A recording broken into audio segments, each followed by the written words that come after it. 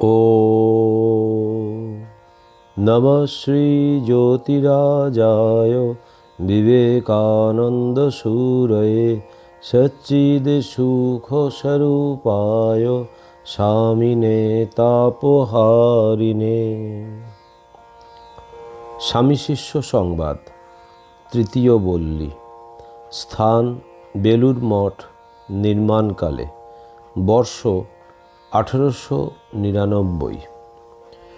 বিষয় শুদ্ধা জ্ঞান ও শুদ্ধা ভক্তি এক। পূর্ণ প্রজ্ঞ না হইলে প্রেমানুভূতি অসম্ভব। যথার্থ জ্ঞান বা ভক্তি যতক্ষণ লাভ হয় নাই ততক্ষণই বিবাদ। ধর্মরাজ্যে বর্তমান ভারতে কিরূপ ধর্মানুষ্ঠান কর্তব্য শ্রীরামচন্দ্র মহাবীর ও গীতাকার শ্রীকৃষ্ণের পূজা প্রচলন করা আবশ্যক। অবতার মহাপুরুষগণের আবির্ভাব কারণ ও শ্রীরামকৃষ্ণদেবের মাহাত্ম্য। শিষ্য: স্বামীজি, জ্ঞান ও ভক্তির সামঞ্জস্য কিরূপে হইতে পারে?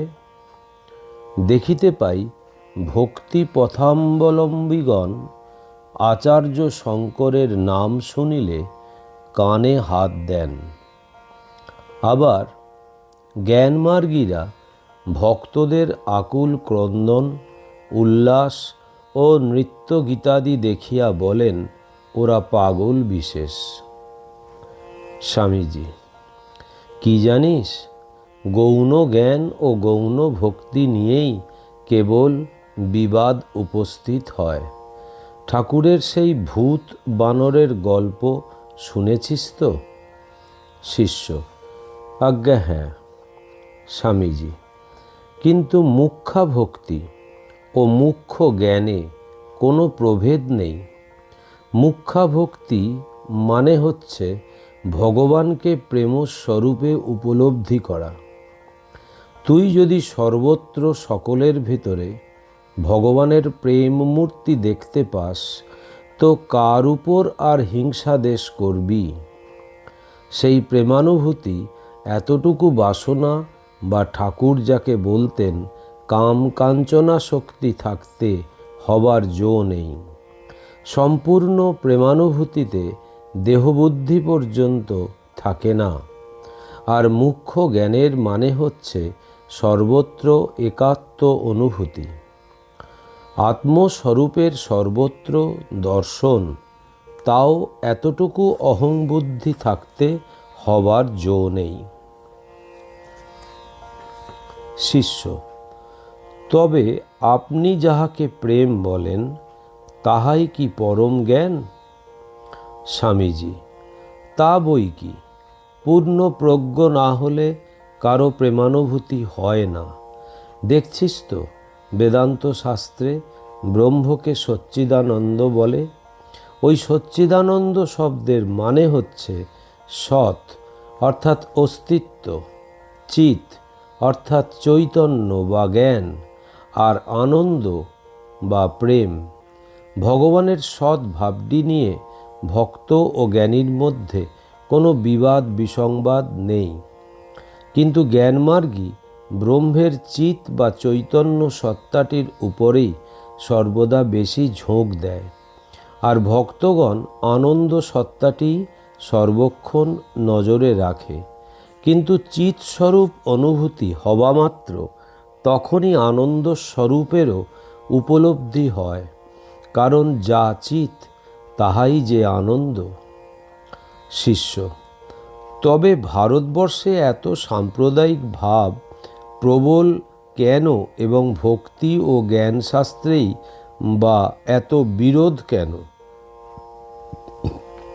স্বামীজি: কি জানিস, গৌণ ভাব নিয়েই, অর্থাৎ যে ভাবগুলো ধরে মানুষ ঠিক জ্ঞান বা ঠিক ভক্তি লাভ করতে অগ্রসর হয়, সেইগুলো নিয়েই যত লাঠালাঠি দেখতে পাওয়া যায়। কিন্তু তোর কি বোধ হয়, এন্ড উদ্দেশ্য বড়, কি মিন্স উপায়গুলো বড়? নিশ্চয়ই উদ্দেশ্য হতে উপায় কখনো বড় হতে পারে না। কেননা অধিকারী ভেদে একই উদ্দেশ্য লাভ নানাবিধ উপায় হয়। এই যে দেখছিস জপ, ধ্যান, পূজা, হোম ইত্যাদি ধর্মের অঙ্গ, এগুলি সবই হচ্ছে উপায়। আর পরাভক্তি, পরম ব্রহ্ম স্বরূপকে দর্শনই হচ্ছে মুখ্য উদ্দেশ্য। অতএব একটু তলিয়ে দেখলেই বুঝতে পারবি বিবাদ হচ্ছে কি নিয়ে। একজন বলছেন পূবমুখ হয়ে বসে ভগবানকে ডাকলে তবে তাকে পাওয়া যায়। আর একজন বলছেন না, পশ্চিমমুখ হয়ে বসতে হবে, তবেই তাকে পাওয়া যাবে। হয়তো একজন বহুকাল পূর্বে পূবমুখ হয়ে বসে ধ্যান ভজন করে ঈশ্বর লাভ করেছিলেন। তার চেলারা তাই দেখে অমনি ওই মত চালিয়ে দিয়ে বলতে লাগলো, পূবমুখ হয়ে না বসলে ঈশ্বর লাভ কখনোই হবে না। আর একদল বললে, সে কি কথা, পশ্চিমমুখ বসে অমুক ভগবান লাভ করেছে, আমরা শুনেছি যে। আমরা তোদের ওই মত মানি না। এই রূপে সব দল বেঁধেছে। একজন হয়তো হরিনাম জপ করে পরাভক্তি লাভ করেছিলেন, অমনি শাস্ত্র তৈরি হলো নাস্তেব গতিরন্যথা। কেউ আবার আল্লাহ বলে সিদ্ধ হলেন, তখনই তার আর এক মত চলতে লাগলো। আমাদের এখন দেখতে হবে এই সকল জপ পূজাদির খেই আরম্ভ কোথায়। সে খেই হচ্ছে শ্রদ্ধা। সংস্কৃত ভাষায় শ্রদ্ধা কথাটি বোঝাবার মতো শব্দ আমাদের ভাষায় নেই। উপনিষদে আছে, ওই শ্রদ্ধা নচিকেতার হৃদয়ে প্রবেশ করেছিল।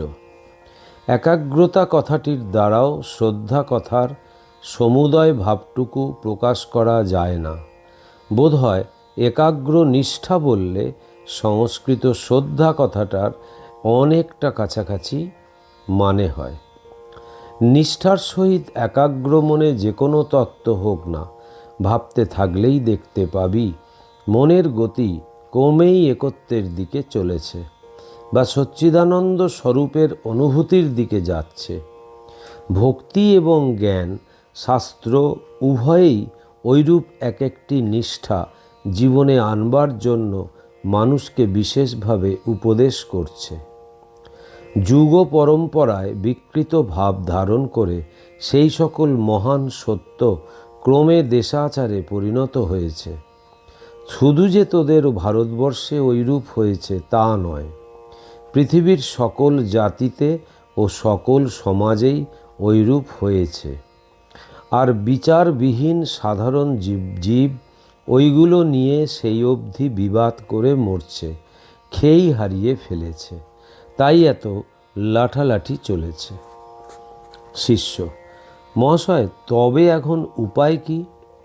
স্বামীজি: পূর্বের মতো ঠিক ঠিক শ্রদ্ধা আনতে হবে। আগাছাগুলো উপড়ে ফেলতে হবে। সকল মতে সকল পথেই দেশ কালাতীত সত্য পাওয়া যায় বটে, কিন্তু সেগুলোর উপর অনেক আবর্জনা পড়ে আছে। সেগুলি সাফ করে ঠিক ঠিক তত্ত্বগুলি লোকের সামনে ধরতে হবে, তবেই তোদের ধর্মের ও দেশের মঙ্গল হবে। শিষ্য: কেমন করিয়া উহা করিতে হইবে?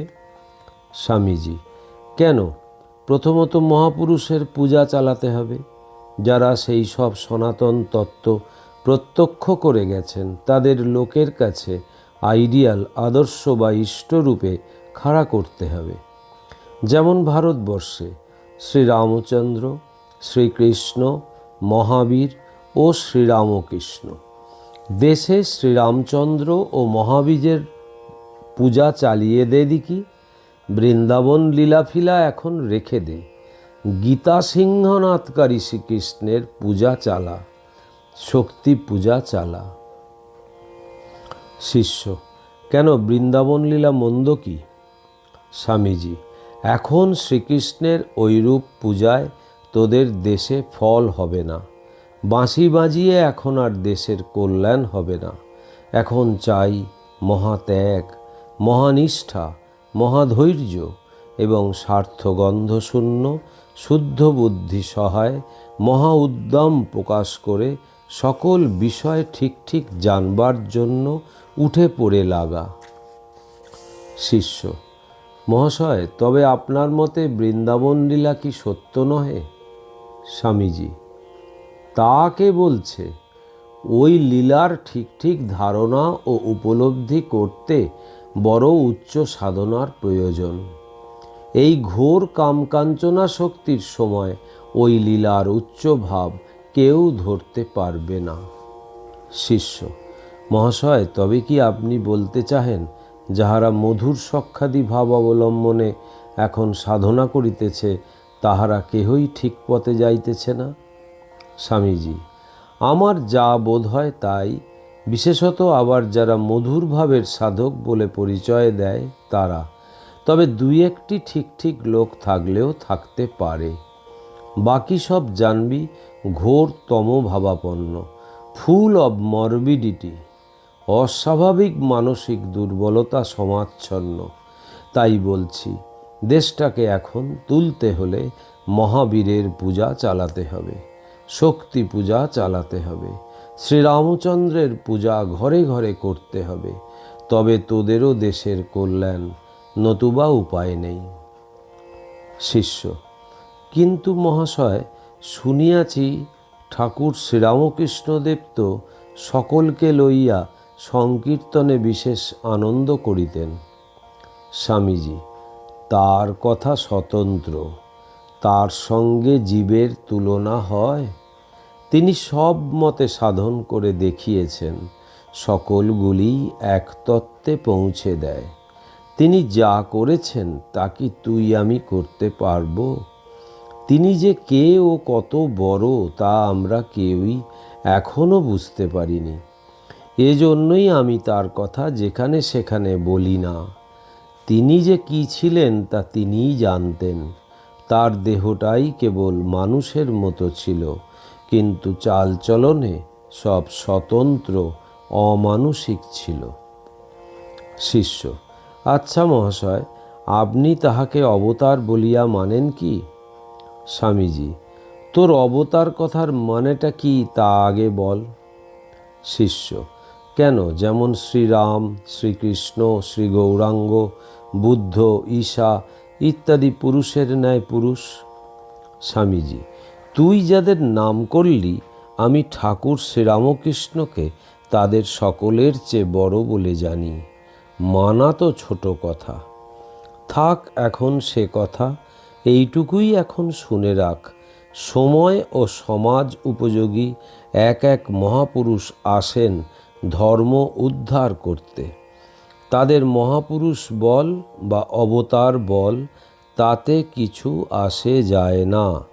তারা সংসারে এসে জীবকে নিজ জীবন গঠন করবার আইডিয়াল আদর্শ দেখিয়ে যান।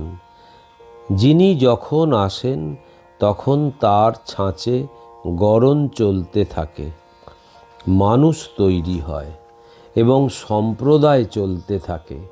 কালে ওই সকল সম্প্রদায় বিকৃত হলে আবার ওই রূপ অন্য সংস্কারক আসেন।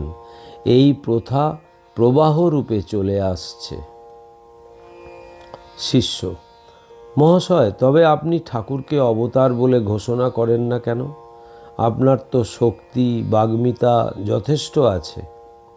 স্বামীজি: তার কারণ আমি তাকে অল্পই বুঝেছি।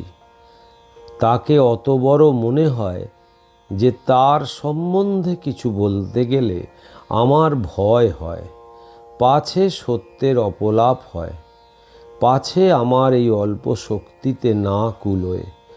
বড় করতে গিয়ে তার ছবি আমার ঢঙে এঁকে তাকে পাছে ছোট করে ফেলি। শিষ্য: কিন্তু আজকাল অনেকে তো তাকে অবতার বলিয়া প্রচার করিতেছে। স্বামীজি: তা করুক, যে যেমন বুঝেছে সে তেমন করছে। তোর ঐরূপ বিশ্বাস হয়তো তুইও কর। শিষ্য: আমি আপনাকেই সম্যক বুঝতে পারি না, তা আবার ঠাকুরকে। মনে হয় আপনার কৃপা করুণা পাইলেই আমি এ জন্মে ধন্য হইব। অদ্য এইখানেই কথার পরিসমাপ্তি হইল এবং শিষ্য স্বামীজির পদধূলি লইয়া গৃহে প্রত্যাগমন করিল। পরতত্ত্বে সদা লীন রামকৃষ্ণ সমজ্ঞয়া यो धर्मस्थापनरतो वीरे शान्तं नमाम्यहम्। श्रीरामकृष्णार्पणमस्तु।